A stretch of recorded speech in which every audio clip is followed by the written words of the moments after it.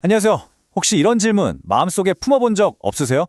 아니, 착하게 살면 됐지. 왜 꼭 예수를 믿어야만 구원받는다고 하는 걸까?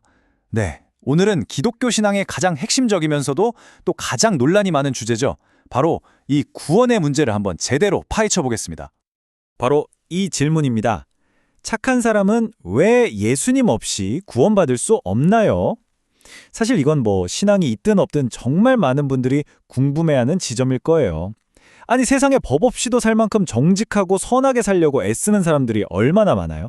그런데 왜 그 노력만으로는 안 된다고 하는 걸까요? 맞아요. 솔직히 말해서 이 가르침 처음 들으면 굉장히 불공평하게 들릴 수 있거든요. 어찌 보면 좀 독단적이고 배타적으로 느껴지기도 하고요. 그래서 오늘 우리는 이게 왜 그런 건지, 기독교가 왜 이런 독특한 주장을 하는지, 그 논리의 흐름을 차근차근 한 걸음씩 따라가 보려고 합니다. 자, 이 거대한 질문을 풀기 위한 첫 번째 열쇠는요, 바로 선함이라는 단어 그 자체에 숨어 있습니다. 만약에 우리가 평소에 생각하는 선함이랑 기독교가 말하는 선함의 기준이 아예 다르다면 어떨까요?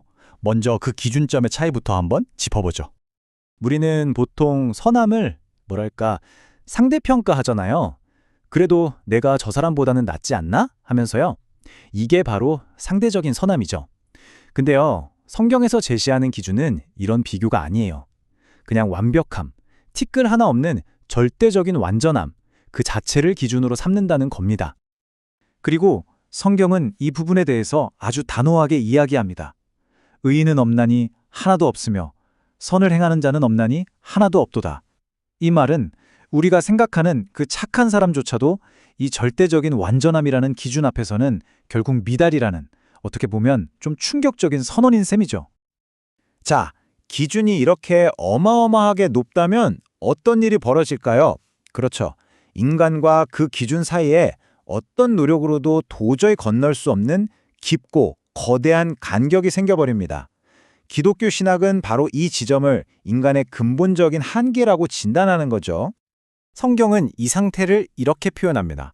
모든 사람이 죄를 범하였음에 하나님의 영광에 이르지 못하더니. 여기서 하나님의 영광이라는 게 바로 그 절대적인 완전함의 기준을 뜻하는 거거든요. 그러니까 결국 우리 모두가 그 기준에 도달하지 못하는 상태에 있다는 의미입니다. 이걸 이해하기 쉽게 법정에 한번 비유해 볼까요? 여기 법을 10개나 어긴 사람이 있고 딱 1개만 어긴 사람이 있어요. 자, 판사 앞에서는 누가 더 나쁜가는 사실 부차적인 문제입니다. 중요한 건 법을 어겼는가 아닌가 하는 사실 그 자체죠. 결국 판결은 둘 다 유죄일 수밖에 없어요. 기독교의 관점이 바로 이 비유와 아주 비슷합니다. 자, 비유를 하나만 더 들어볼게요. 좀 극단적일 수 있는데 한국에서 미국까지 수영해서 건너가야 하는 말도 안 되는 도전을 상상해 보세요. 당연히 올림픽 수영 챔피언은 저 같은 일반인보다 훨씬 아주 멀리 가겠죠. 하지만 진짜 핵심은 이거예요. 결국 그 누구도 목적지인 미국 땅을 밟지는 못한다는 사실. 우리의 선한 행위도 이와 같다는 겁니다. 남들보다 조금 더 나을 순 있어도 그 절대적인 기준에는 결국 아무도 도달하지 못한다는 거죠. 자, 그럼 이렇게 도저히 건널 수 없는 간격이라는 이 엄청난 문제에 대해서 기독교는 어떤 해결책을 내놓을까요? 기독교가 제시하는 해결책은 놀라울 만큼 단호하고 또 명확합니다. 바로 예수 그리스도의 이 선언이죠. 내가 곧 길이요 진리요 생명이니 나로 말미암지 않고는 아버지께로 올 자가 없느니라. 바로 이 한 문장이 기독교 구원관의 유일성을 설명하는 가장 강력한 근거가 됩니다. 그리고 이 예수의 가르침은 그냥 그 혼자만의 주장이 아니었어요. 그의 제자들에게도 그대로 이어졌습니다. 사도들은 이렇게 선포했죠. 다른 이로서는 구원을 받을 수 없나니 천하 사람 중에 구원을 받을 만한 다른 이름을 우리에게 주신 일이 없음이라. 이 선언을 보면 이 가르침이 초기 기독교 공동체에 정말 흔들리지 않는 중심교리였다는 걸 알 수 있습니다. 그렇다면 예수가 다른 위대한 종교 창시자들과 뭐가 그렇게 달랐던 걸까요? 대부분의 창시자들은 깨달음으로 가는 길이나 구원에 이르는 방법을 가르쳐주는 일종의 안내자 역할을 했습니다. 하지만 예수는 달랐어요. 저쪽이 길이야 라고 한 게 아니라 내가 바로 그 길 자체다 라고 선언한 거죠. 그리고 가장 결정적인 차이점은 죽음으로 끝난 게 아니라 부활했다는 주장에 있습니다. 그럼 도대체 예수가 어떻게 그 건널 수 없는 간격을 잇는 다리가 될 수 있었을까요? 그 핵심 개념이 바로 대속입니다. 한자어라 좀 어려운데 쉽게 말하면 대신 값을 치렀다 하는 뜻이에요. 우리가 갚아야 할 그 죄의 대가를 완전 무결한 존재인 예수가 대신 십자가에서 치름으로써 하나님과의 끊어진 관계를 다시 이었다는 것이죠. 자, 여기까지 이야기를 듣고 나면 이런 생각이 드실 수 있어요. 아, 결국 예수 안 믿으면 다 안 된다는 배타적인 이야기구나. 그런데 기독교 신학은 이 이야기를 배제가 아니라 오히려 모든 사람을 향한 초대의 이야기로 봅니다. 관점을 한번 싹 바꿔서 살펴볼까요? 그러니까 이 가르침의 핵심은 누구는 들어올 수 없어 하면서 문을 닫아거는 게 아니라는 거예요. 오히려 그 정반대죠. 자격 없는 우리 모두를 위해 유일한 길이 열렸다. 누구든지 이 길로 들어올 수 있다. 꼭 모두에게 활짝 열린 문을 제시하는 것에 가깝습니다. 이걸 선물에 비유하면 이해가 좀 쉬울 것 같아요.